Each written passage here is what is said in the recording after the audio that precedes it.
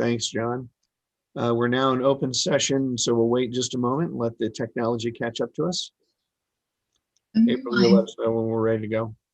You're good to go. Oh, wait, April, you're not the one doing this. Melanie is, that's right. Melanie, sorry. Okay, I just wanted to show you, as I mentioned last meeting, that we are moving to an online application platform called Neighborly.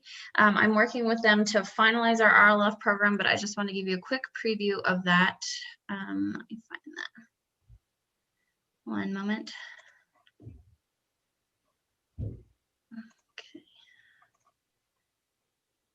Okay, so the way this will work once we do have it up and running is each of you will have login credentials to our Neighborly Reviewer portal, and I'll send all this information when it's ready.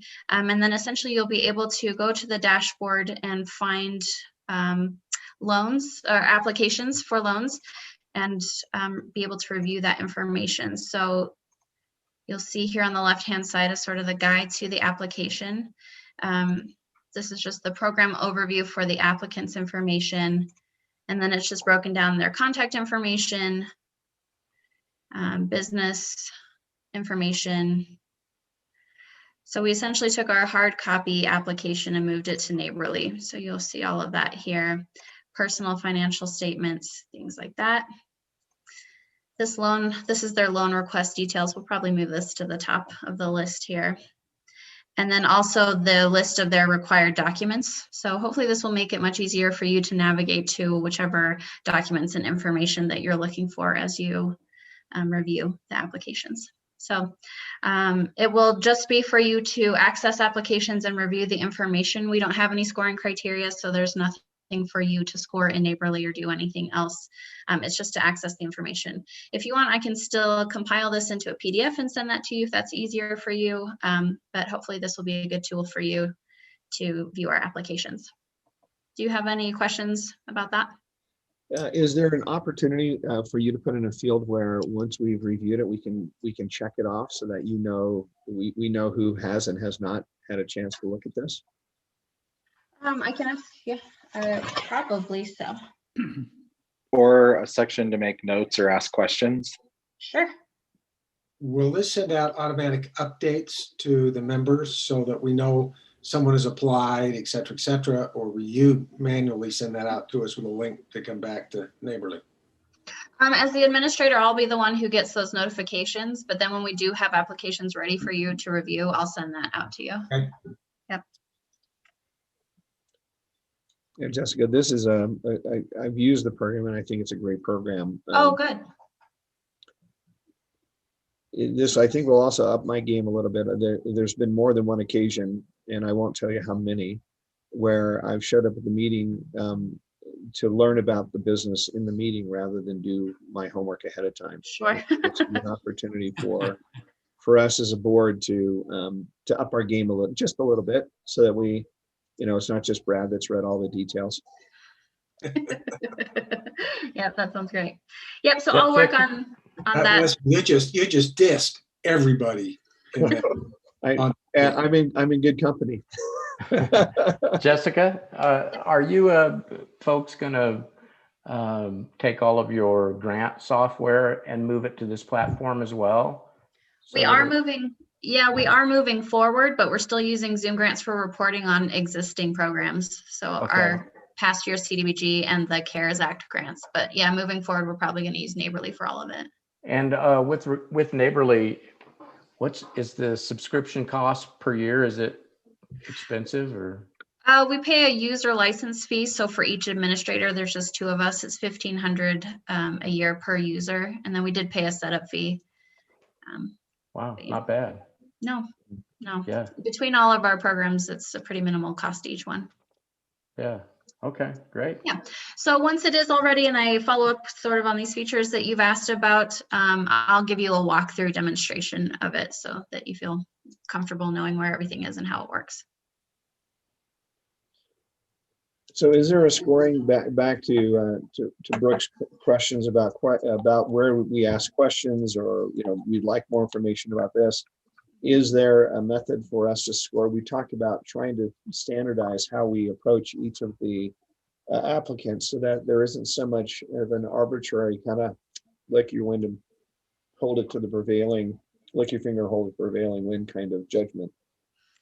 Yeah, so there definitely is a scoring feature available in Neighborly if you did want to establish some sort of rubric where our committee members submitted a score and that's how decisions were made, or it was something to consider before you made your decisions.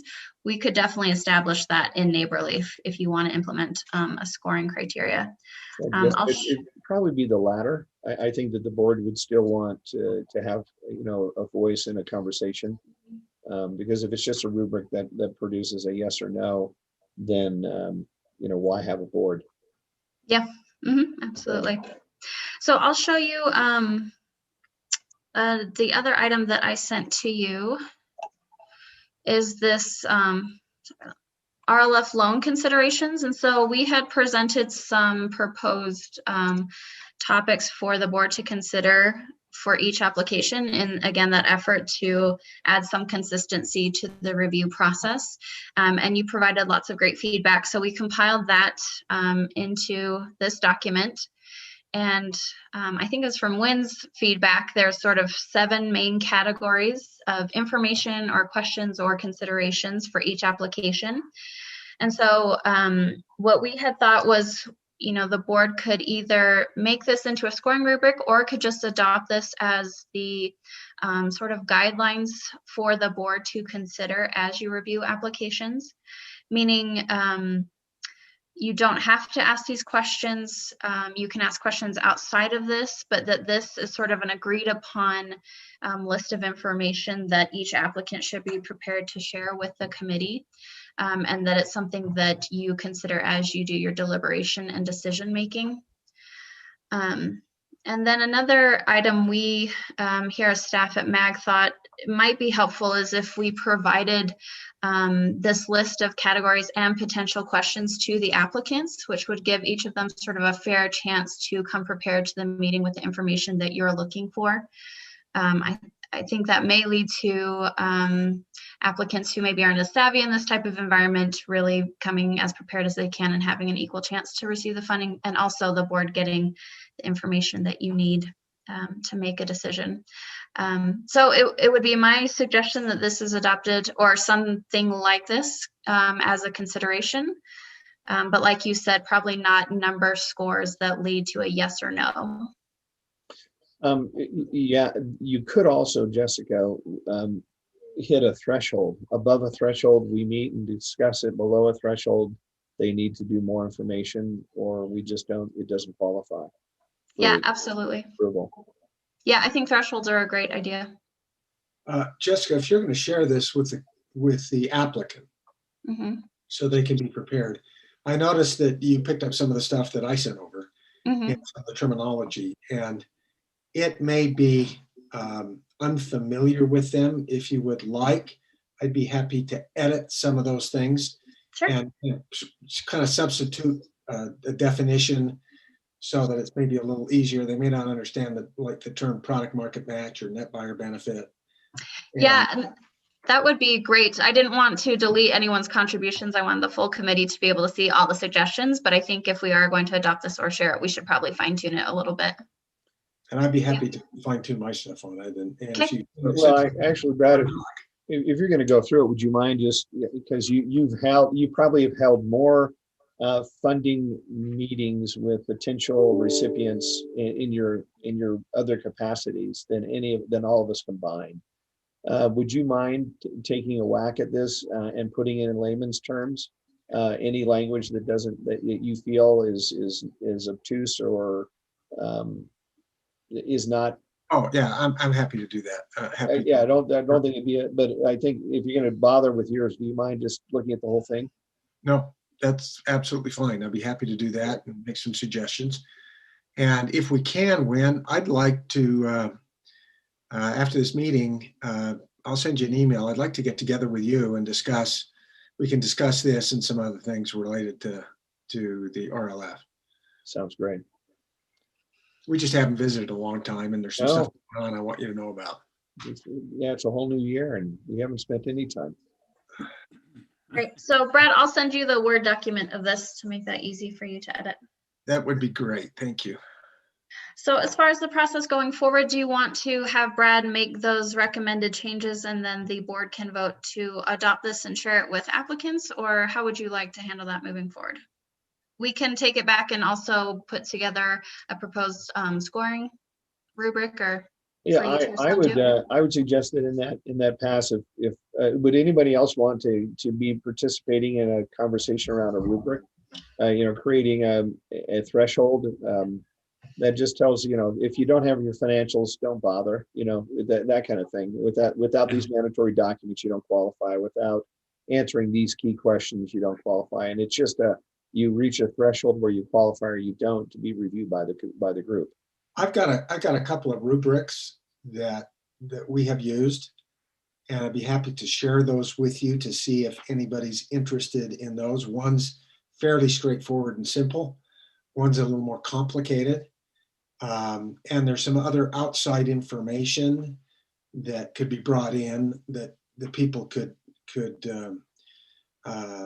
fill out as well. And that's some of the stuff I want to talk to you about, Wynn, because some of it's just, it's probably, until you and I talk, it doesn't make a lot of sense to bore the rest of the committee with it, because we can probably edit and say, let's move forward with this or let's not. Because I've got all sorts of stuff that I'd love to see done, right? But I think we need to talk about it first. Okay. Well, I just value the voices of the people here. That's all. Well, and that's why I think, if they have additional stuff that they have used, I think we ought to look at it. Yes. Yeah, agreed. One thought I have is I worry sometimes that we can make the process fairly challenging to where we discourage potential applicants to come in. So I love the idea of the rubric because I believe it helps to clarify that process and hopefully make it a lot easier. So if I had any kind of leaning, it would be towards what makes the process not only simple for us, but also simple for the applicant. I think part of what we're hoping to do is not only see if they qualify for the potential funding, but also make the connections that through our networking, we can help them in other ways as well. Yeah. I wanted to also add, so when I went and met with that snowboard guy in December, I actually had a copy of that application consideration.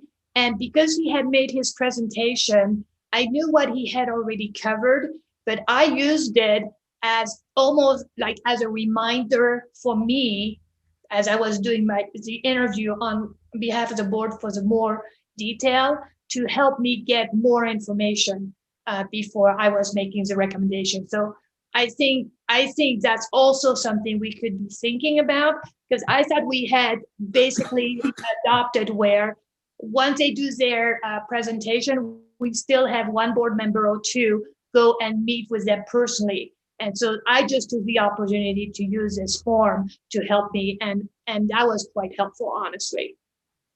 Good. Good. And if there is, if you've got several options, Brad, I will always raise my hand to the simplest.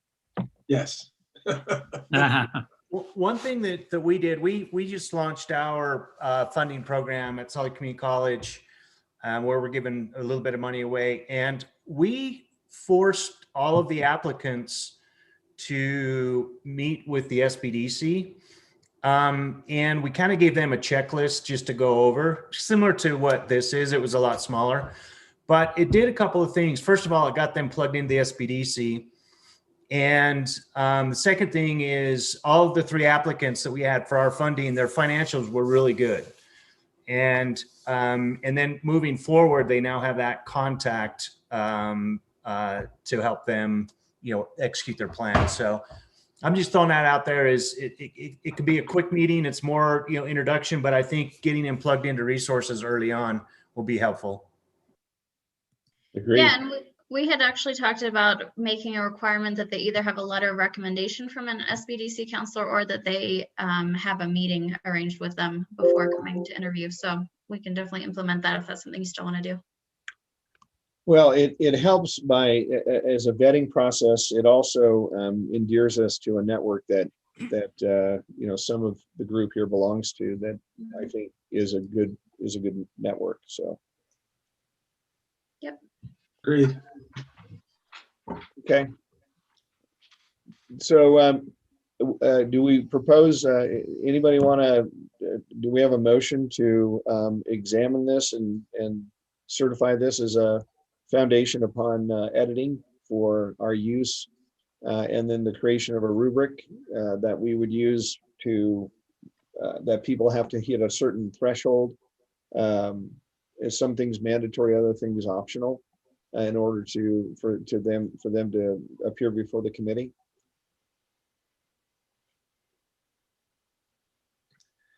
I don't know if you need a motion yet, right, for acceptance, but what definitely needs to happen is that these are tasks that need to be highlighted, I believe, in the minutes. And if it takes a motion to get it in the minutes, then I agree with the motion. But it needs to be in the minutes so that we follow up and make sure we get it done. So is the commitment for Brad and me to get together and do a first vetting of the language in the minutes currently? Is that Melanie? Yeah, Melanie, would that need to be a motion to be in the minutes, or could you just include that under the discussion summary? I would think that if you are wanting to have it be something that is followed up on that needs to happen, I would say do it as a motion. This is kind of a general guideline, then I don't think it would be. Okay, so I motion that Brad and I get together and take a first whack at the language of both the application considerations, to put it in layman's terms, and then come back with a proposal for a rubric that we would use that would be integrated into Neighborly for evaluating the applications online. I'll second it. I'll second it. Okay, we have Isabella and Jim both citing that. All in favor? Aye. Any opposed? Okay, unanimous. Then we'll go ahead and do that, and Brad and I will meet before our next meeting. We'll come back and report to the team. When would you mind just giving me a timeline for that too? Because I've got this meeting with Neighborly just to get some things finalized still. I've got to believe that he and I are going to meet either next week or the week after, because I'm out of town for a good portion of March. I think isn't our meeting, our RLF meeting on the 17th of March? Well, we don't have one unless we have an applicant. Our standing meeting would be in May. We have quarterly meetings if we don't have an applicant. Okay. I suspect that he and I can have something back to you first revision by, when do you need it, Jessica? I mean, it's up to you. Neighborly will make edits as we request them. I just wanted to have an idea of the timeline. When my Yeah, schedule is such, next week is probably not great for me. I'm out of town currently, but the following week I'm good. And if you could do that before you get out of town, that's going to be the first part of March, though. It is. So Wednesday is pretty open.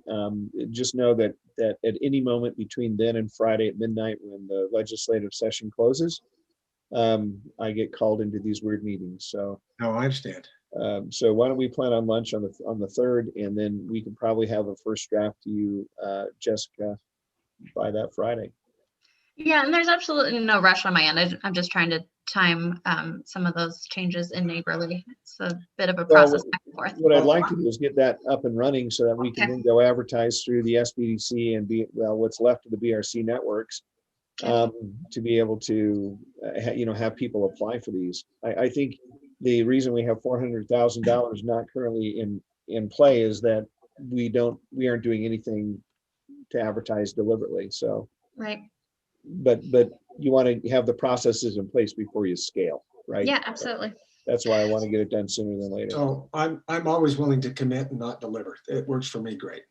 I think there's also been this with all of the grant funding that's been out in CARES, it's kind of hard to bring in a loan program to compete against all of the CARES dollars that are out there. And we still might be up against that if the new administration also pushes out a lot of grant dollars that we have to jump on and distribute. Right. Then that's always going to be more attractive to users than a loan. Right. So then we also ought to consider examining, maybe coming back and having a meeting ahead of an application to discuss if that is the case. And I think, Jim, you're spot on. Was that Jim? I didn't see the yellow. That's who was speaking? Was that you, Jeff? Jeff, yeah. Yeah, sorry, Jeff. It's all right. So, you know, I'll take there- credit. Yeah. As soon as I looked at the pictures, it was like, no, that's Jeff's voice. I think that there may be other ways for us to deploy these funds within the scope of the charter that might be helpful to the broader community. So, Well, I think the work we're doing is going to be helpful for their CARES administration. While CARES will have their own process set up, you still need to have sooner or later some sort of an accountability, and some of the stuff that we're going to generate and create can help in the CARES accountability. right. Are you interested in scheduling a meeting before May to come back and finalize this information, or do you want to just wait until May to do that? Well, if we have information to you by the early part of March, and it's ready, and we have an application process online that's automated, ready to go, it'd be kind of tragic to sit for 60 days waiting, knowing that April and May are open, as it were, and just absent people's awareness and where to go, we would be applying. Well, and I think we can get board feedback via email and discussions in the meantime. And then if we need to, we can call a meeting in April. You bet. Or you'll probably have problems with March, but you can call a meeting in April and we can maybe have it all wrapped up, because we'll have feedback from everybody. And because it's kind of one of those things you don't want it to drag on forever, because then you'll let it drag on forever. Yeah. Okay, yeah, we will organize a meeting in April if that's what the board needs. Okay, great. Any other items to be brought before the board? And for me. This is a good time for you to say yes or no.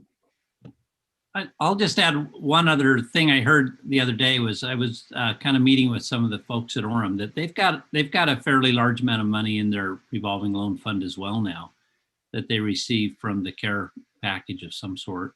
But I don't know what their process is. There's still the thought in my mind of, as we continue to refine, we've got an excellent process. I think both funds are kind of looking for better sources. Maybe there's some things to do together with them, and maybe you've already had those conversations, Wynn, from your connections there. But I think they've got 400,000 as well. Yeah, they do, and they're not doing anything to advertise it currently. And I also think it would also simplify our ability to go to market if we don't have carve outs. If we approach those cities that they may have their own fund, and maybe do that collectively, might be more effective. Yeah. Jessica, excuse me, Mark. No, go ahead. You're fine. Jessica, if I recall correctly, the money that we have is, for lack of a better term, and don't take this the wrong way, has been laundered. It's your money. So it no longer has the restrictions of Orem and Provo. Yep. Yeah, we talked about that last time, that we actually could loan this money in Orem and Provo. If we ever recapitalize with CDBG funds, we would exclude that, but we could treat them as two different pots. No, exactly. But if it's that way, Wynn, one of the things we could do is that allows us to, if we want to partner, and because we would do that with the micro enterprise loan fund. Right. And have them put in and we put in, and so we could spread the risk, right? And so that might be an opportunity to be able to do that. And if we've got a good process, we might be able to work with Orem and Provo and see what they've got, and have more money available to do more things. Agreed. And I think that without those carve outs, we might have this cash in play already. Right. So, but I think that could, Jessica, if I have a company that's in one of those areas, I think it's Orem, Provo, and Lehigh. Mhm. Are those the three that are exempt you can't go to? Yep, Well, we can go to, right? we can. Yeah. So we could draw some, because I occasionally get deals from those guys, especially from Lehigh. Mhm. And so if that's the case, if you don't have a big objection, I'm going to tell people in Utah County, no matter where they are, if it looks like they're a potential candidate to apply. And I'll reach out to Provo. Their revolving loan fund, they don't say how much they have, but their minimum loan is 50, their max is 175. So I've got to believe they've got, a little bit of taw, as it were, to play with. Do they have a fairly robust applicant pool that they're seeing down there, Win? Or are they kind of Yeah. like us? Everybody's kind of Yeah. having board meetings with empty rosters. I'm not on theirs. I'm on Orem's, and Orem we haven't had a revolving loan fund meeting in over a year. And you got to think that's true everywhere. Yeah, I've got to believe that too.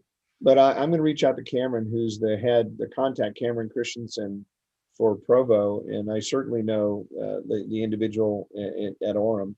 And I think that there's real wisdom in working together collaboratively rather than as independent entities. And I think if you combine with what we're doing to say, let's really streamline the process, let's make it nice and clear so it's not scary. And automate. And let's make this the one-stop shop that says, look, we're collaborative and we're working. And I like the ideas of the interaction with the SBDCs. That opens up their doors to have their clients become more actively involved. And Agreed. I think having the MAG perspective, which is really a beyond countywide, multi-countywide approach, could put us in a pretty good position. So. Yeah, I wholly agree. And so, Mark, do you want to participate with me in the outreach on behalf of the committee? Yeah, I can talk with, whatever I can do to help you there, Win, just let me know. I'd be glad. Let's just, like, I'm going to work with Brad on the vetting process. Why don't you and I go as emissaries for the ambassadors for the board? Yeah, we could go hit Orem and Provo. Yeah, we'll go to do that together. Does Lehigh have their own? I mean, do we want to talk with Lehigh as well, or? Yeah, why was Lehigh a carve out, Jessica? Because it's a CDBG entitlement community, so they could get funds through that, but they don't have a revolving loan fund right now. Oh, well. It's just because our initial funding source was CDBG.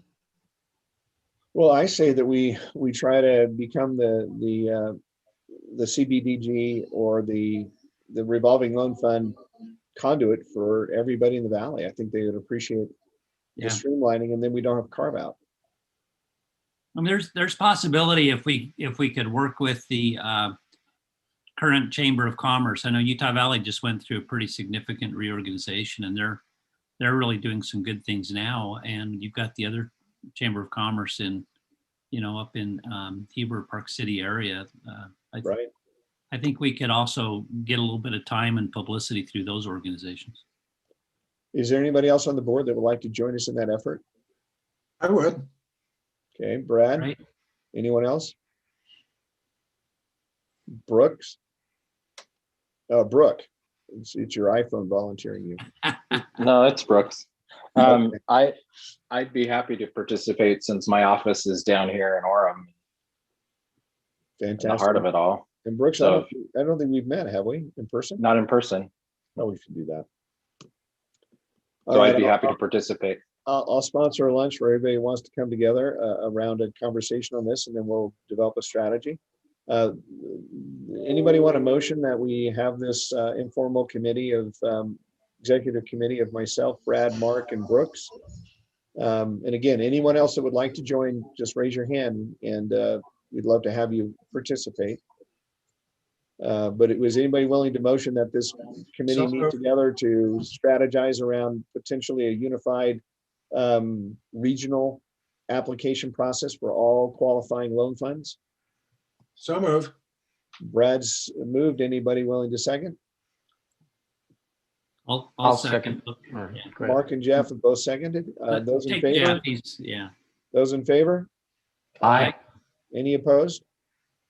All right, then, Brooks, do me a favor in your chat. Would you send me your contact information quickly, and then I've got Mark's and I've got Brad's, and we'll get together sooner than later as well. I just sent an email to you and Jessica with my contact info. If you don't get it, let me know and I'll send it over to you again. That's perfect. All right. Any other items to cover as a group? Mark, that was a great suggestion. Thank you. You're welcome. Okay, then I think that meetings that begin on time and end early and cover everything that we wanted to cover are the best meetings on the planet. How about if we end the meeting and give each other 15 minutes of unanticipated joy? So moved. Brad moved it. Brad motion. Anybody willing to second? I'll second. Yeah, I think everybody was seconding that. So you put down everybody else seconded that. All in favor? Aye. Aye. Okay.